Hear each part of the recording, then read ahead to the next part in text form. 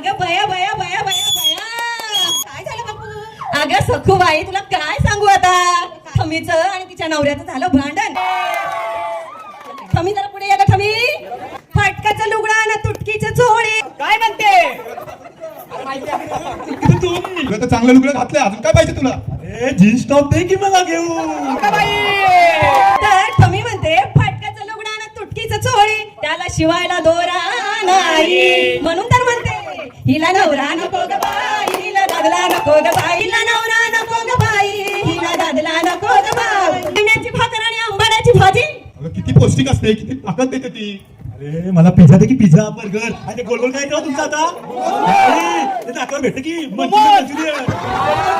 कळण्याची भाकर आणि आंबाड्याची भाजी, वल तुपाची धाराचा नाही, म्हणून तर म्हणते हिला दादला नको ग बाई, हिला नवरा नको ग बाई, हिला दादला नको ग बाई, हिला नवरा नको ग बाई, नको ग बाई, हिला दादला नको ग बाई.